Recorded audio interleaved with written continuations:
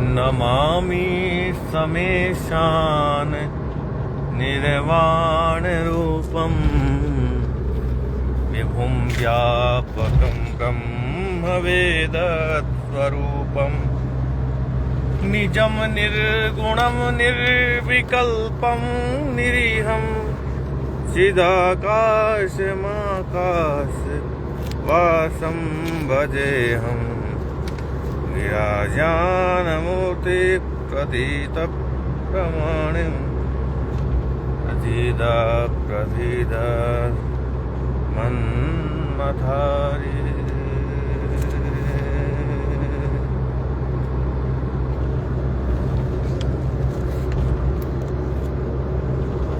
ये है, आइए देखते हैं हम सभी बुंदेलखंड एक्सप्रेस वे। यहाँ से बांदा, चित्रकूट, रायबरेली के लिए रास्ता जाता है और हम इस समय मुस्करा हमीरपुर से चढ़े हैं, बांदा की ओर चल रहे हैं। यहाँ पर 98 पॉइंट पे हम पहुँचे हैं और ये बहुत अच्छा बना हुआ है। इसके आसपास कोई आबादी नहीं है, बिल्कुल खेतों से गया हुआ है। दोनों तरफ खेत खलियान है। इस समय खेत खलियान साफ दिखाई दे रहे हैं, गेहूं कट गए हैं और गर्मी बहुत पड़ रही है। तो मन में आया कि बुंदेलखंड एक्सप्रेस वे से हम चल रहे हैं। बहुत अच्छा बन गया है, बहुत बढ़िया बना है। कहीं कहीं टूट फूट है तो तैयारी भी चल रही है और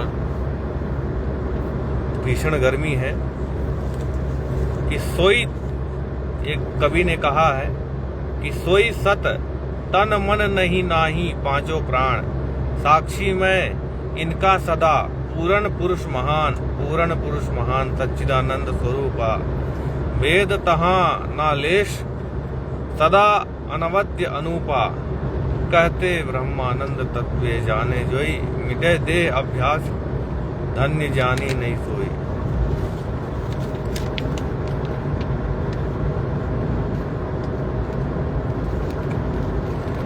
तो बुंदेलखंड की जो धरती है, भूमि है, वीरों की भूमि है।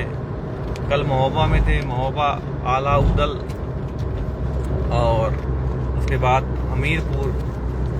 हमीरपुर की भूमि, राठ में थे। कल शाम को राठ के सभी योद्धा जिला प्रभारी भाइयों से मुलाकात बात हुई। उसके बाद अब मुस्करा में सुबह शिविर हुआ। वहाँ कार्यकर्ता बैठक होने के बाद हम आगे निरंतर बुंदेलखंड के इस धरती को देखते हैं। देखिए, बिल्कुल एक ही पेड़ दिखाई दे रहा है, बबूल के पेड़ है और नीम के भी हैं, बबूल के भी हैं, बेर के पेड़ हैं। खेतों में किसान दूर दूर तक एक एक छोटे छोटे टेबल लगा के पानी, यहाँ पानी की सुविधा है फिर भी यहाँ अच्छी खेती करते हैं, बढ़िया। ये हमारा बुंदेलखंड है और बुंदेलखंड की जो धरती है, यहाँ की प्रकृति है। मन में आया कि कल महोबा से गुजरे, कबरई है, वहाँ पर खनन बहुत चलता है और पत्थरों की खुदाई चलती है, जिससे गिट्टी और डस्ट बनता है। तो मानव प्रकृति का दोहन बहुत कर रहा है। कल शाम को आए तो देखे यहाँ जंगल भी बहुत है, पहाड़ी इलाका है, जंगली इलाका है बुंदेलखंड का। तो इस बुंदेलखंड में हमने देखा पेड़ की कटाई बहुत चल रही है, लेकिन पेड़ लगाते बहुत कम लोग हैं। जैसे आप देख रहे हैं दूर दूर तक थोड़ा तो पतझड़ का बेला था, वो पतझड़ में ये पलाश के वृक्ष दिखाई दे रहे हैं आपको। ये सब पलाश के वृक्ष हैं और जिसको ढाक कहते हैं, ढाक के पेड़ यहाँ दिखाई दे रहे हैं। बबूल के ज़्यादा हैं। तो हालांकि ये पेड़ जैसे भी हों हरे भरे तो दिखाई देते हैं और साथ में प्रकृति की रक्षा भी करते हैं। जहाँ जैसी भूमि होती है वहाँ पर वैसे ही पेड़ पौधे, वनस्पतियाँ, फल फूल और वैसे ही जीव वनस्पति जीवन्य दिखाई देते हैं। तो यहाँ पर प्रकृति का दोहन बहुत धुआंधार चल रहा है। बहुत ही बड़े ही समझ लीजिए कि प्रकृति की माता का जो दोहन है वो लोग मानव बहुत कुछ छोड़ नहीं रहा है। तो बुंदेलखंड में बहुत भू संपदा है और टीकमगढ़ बगल से छतरपुर रास्ता होगा। तो ललितपुर से होते हुए जब महोबा की ओर आए, हमने देखा पठारी इलाके से हमें आना हुआ, तो उसमें पेड़ पौधे जो लगे थे उनको लोग काट के बेच रहे हैं, उनको ले जा रहे हैं। तो पेड़ पौधों का दोहन, प्रकृति का दोहन बहुत बड़े स्तर पे कर रहे हैं लोग।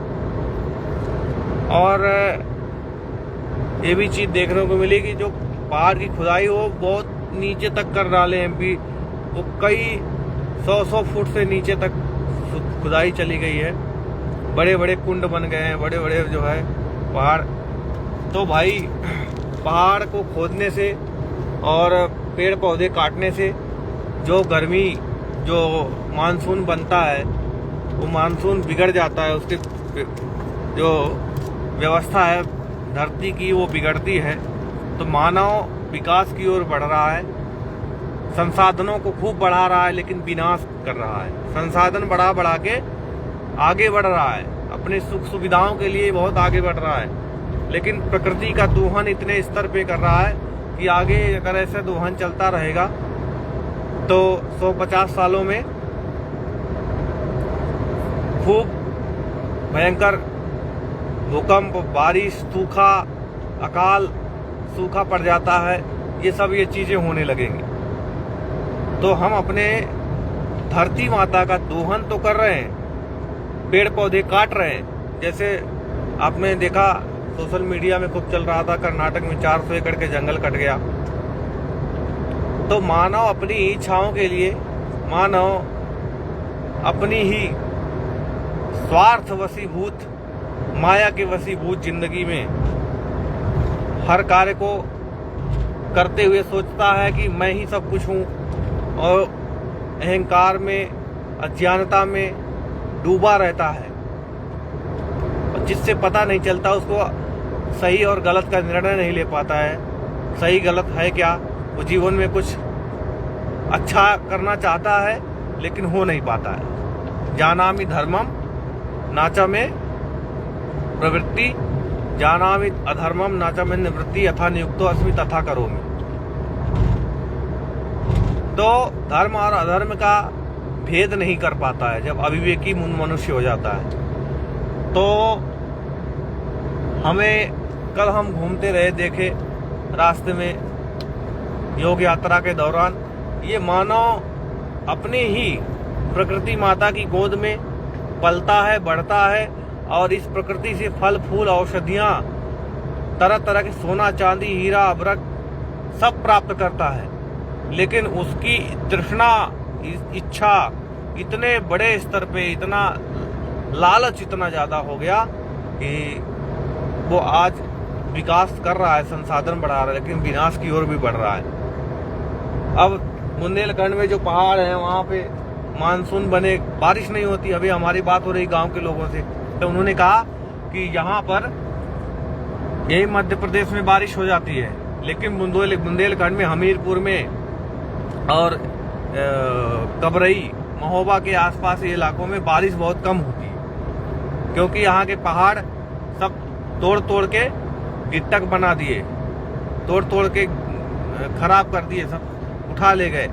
तो मानसून नहीं बनता है और पेड़ों की कटाई, बड़े हर रोज लाखों पेड़ कट रहे हैं। तो भाई बुंदेलखंड के जो निवासी हैं और जो बुंदेलखंड के बाहर से व्यापारी आए हैं, तो मैं तो यही कहूँगा कि एक वृक्ष अगर काट रहे हैं तो 10 वृक्ष लगाने की हिम्मत हो।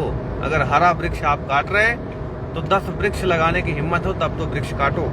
अन्यथा आप उस प्रकृति की व्यवस्था को बिगाड़ रहे हैं, तो उसके पापी बन रहे हैं, उसके भागीदारी बन रहे हैं।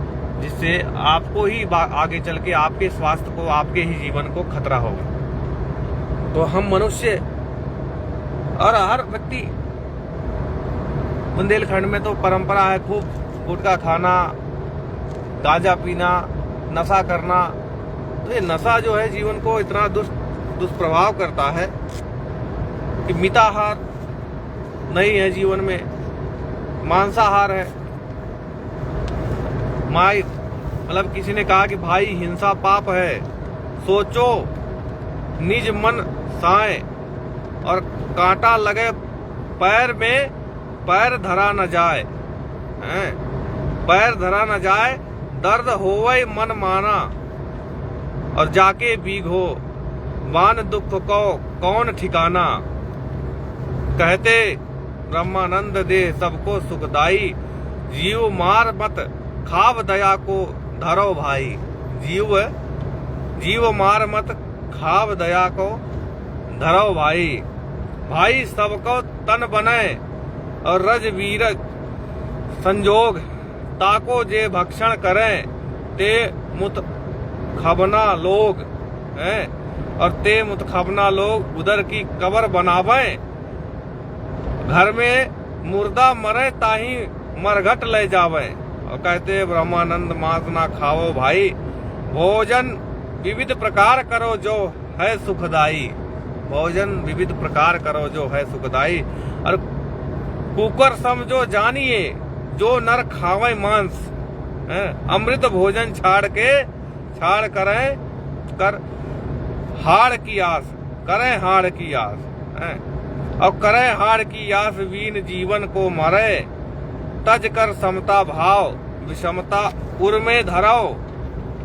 कहते ब्रह्मानंद भलो हिंसक सौ सूकर, दो भोजन जो करत सोई गीदर और कुकर, है ना, कि भलो हिंसक सौ कुकर सौ सूकर, दो भोजन जो करत सो गीदर और कुकर।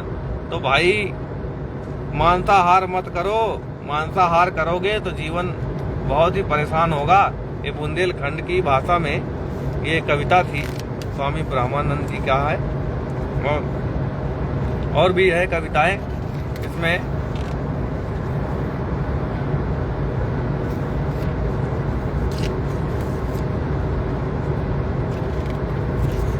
मिताहार क्या है कि थोड़ा भोजन कीजिए, रोग होए न कोय, बुद्धि निर्मल होत है, निश्चय जानो सोए। निश्चय जानो सोए, अधिक निद्रा न आवे, स्वाध्याय और ज्ञान तुरंत चित्त पर चढ़ जावे। कहते ब्रह्मानंद सतय या अनुभव मोरा, सब विधि का आराम करें जो भोजन थोड़ा।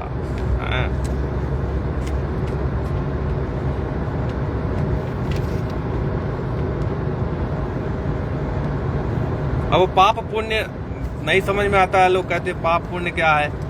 कहते हैं, कई लोग देख रहे हैं, नीरज जी, अरविंद जी, मुन्नी लाल जी, कई लोग देख रहे हैं, सबको प्रणाम। पाप पुण्य को पहचानो भाई। ये देखिए बुंदेलखंड में हम चल रहे हैं कि चांडाली पापन वसे, करने में भय होए, सुनने में लज्जा लगे, दुख छपरी होए, दुख पछारी होए। दुख पछारी होए, पाप सोई निश्चय जानो, जग अपकीरत होए, गलानी उर में आनो। कहते ब्रह्मानंद पढ़े सिर जम के डंडा, और तासों सीधे चली बचाकर पाप प्रचंडा। जानो सोई पुण्य है करने में हर्षाय, शुभ करनी सुने पुर आनंद अधिकाय। पुर आनंद अधिकाय पुण्य है सुख को कारण, और जग में कीरत होए, कर्म शुभ करें जो धारण। कहते ब्रह्मानंद अंत में हरि उर आनो, पुण्य करो नर यहाँ दो, लेकिन सुख जानो। तो ये बुंदेलखंड में ऐसे 2-3 कविताएं बहुत सारी है। बुंदेली भाषा भी बहुत अच्छी है और बहुत ही सुंदर भाषा है। और देखो जो